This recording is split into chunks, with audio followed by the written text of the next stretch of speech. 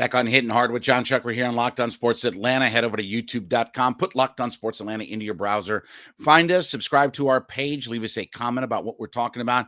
Find us free and available on all of your favorite podcast platforms. You can download us today, Spotify, Odyssey. Leave us a 5-star review. Tell us what you think. And of course, follow me on my personal Twitter page. It would be at JMCH316.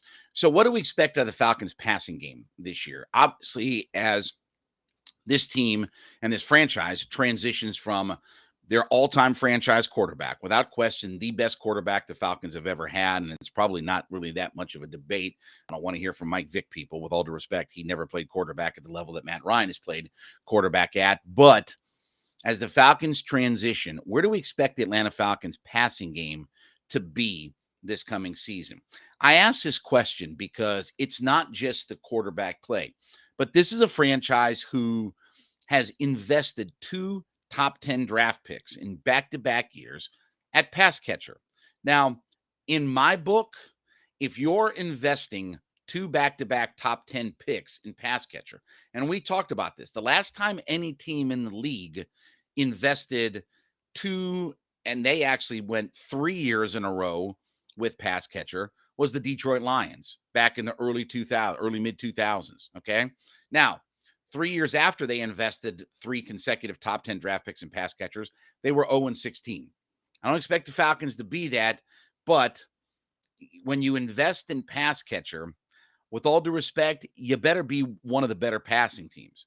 So the average NFL team last year had 585 attempts. Now, we've talked about Marcus Mariota's best season is 453. The average team in the league last year was 585. So the average NFL team threw 130 passes more than the best season Marcus Mariota has ever had. And I'm using Marcus Mariota because I still believe that it's his job to lose. I love Desmond Ridder. He's my favorite draft pick. I do think that there's going to be some competition there, but I think that Arthur Smith leans heavily toward, I want Mariota to get this job and succeed so I don't have to push and play my rookie. And we've got a bad offensive line. Hopefully we upgrade. Lots of young pass catchers, lots of pass catchers that really haven't done a whole lot in the league and this, that, and the other. So I'm going off the presumption that Marcus Mariota is going to be the starting quarterback, okay? But even if it's Desmond Ridder, I can tell you Desmond Ridder is not throwing 585 passes in his first year. Now, the Falcons last year were 19th in pass attempts. They were a little bit below the league average, but Matt Ryan was averaging 600 pass attempts a year over the last 4 years. The Falcons were 16th in passing yards. The average NFL team last year, and again, that's part of last year is the fact that the Falcons passing game was down because Matt typically has been 600 attempts, 4,000 yards, 20 some odd touchdowns.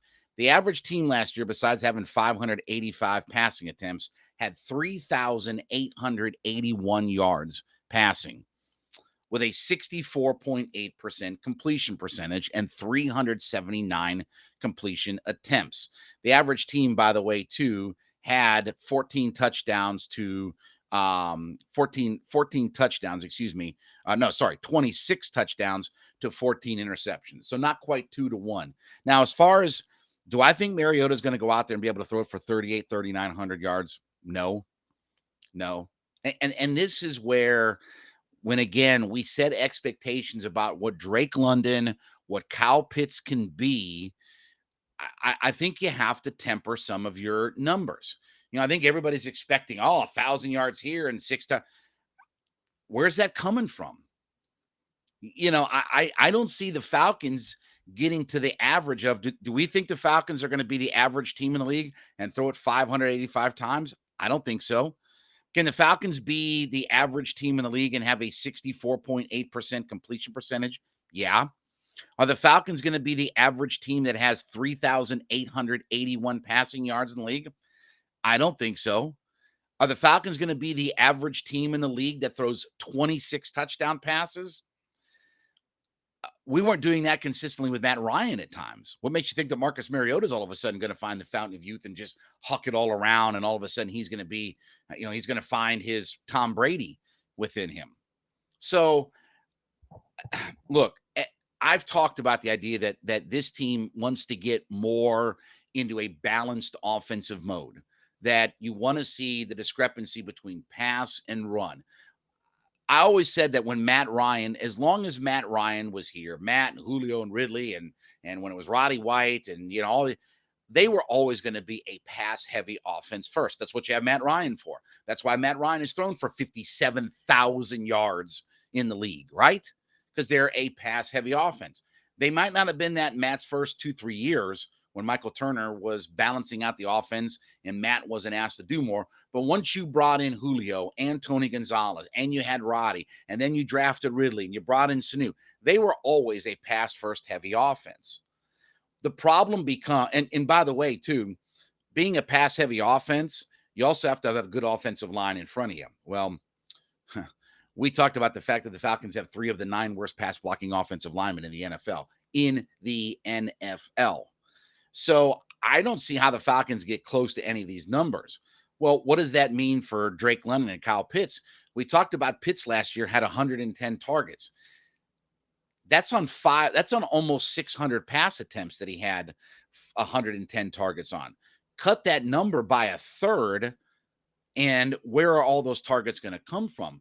If you cut Pitts' targets by a third, you're in the 80 target range now, which I don't think it's going to get down that low, but it's certainly not going to be more than 110 targets. And let's be honest, every defense is going to try to take away Kyle Pitts. Yeah, Drake London's a rookie and a high-profile guy, but the other guys are going to have to prove it. Brian Edwards, Auden Tate, those kinds of guys are going to have to prove it on this team. And I think the Falcons would like to run the football more because they do have to run the football more effectively. And they've been one of the worst running teams in the NFL. And they don't really profile as having a number 1 running back on this roster. But I think that they want to run the football more. And let's be honest, you probably will gain more rushing yards simply because Mariota or Desmond Ridder can get out of the pocket and they can make some plays with their feet. I'm not saying that those guys are going to run for 1,000 yards, but they can probably pick up maybe a few hundred more yards than even what Matt Ryan would have gotten. But again, if your offensive line can't block for you, that can turn into a negative very, very quickly. Bad quarterbacks that can run themselves into sacks. Justin Fields was a guy that you saw early on when he was starting last year. Guys like that will run themselves into sacks. They think that they can outrun. Johnny Manziel thought the same thing. He thought he could outrun everybody in the NFL until he tried to go around the outside against Luke Kuechly, and Kuechly came over and snapped his leg in half. And he was pretty much never a starting NFL quarterback after that. You're not going to outrun guys in the NFL. There are very few quarterbacks ever, Mike Vick being the exception of people who can outrun guys. So you're not going to make your living outrunning everybody. You have to have pocket presence and you have to be able to deliver the football. But are the Falcons going to be a 3,000-yard passing offense? Probably. I mean, that would be a very low tier number to think that the Falcons can't be at least a 3,000-yard passing offense. I can tell you this. If you're below 3,000 yards and you're like 15, 16 touchdowns, the Falcons won't win but 3 games this year. And you have to be competent in the NFL in the passing attack. I mean, the league is all about throwing the football over. So I expect a big regression backward when we're talking about expectations of this offense.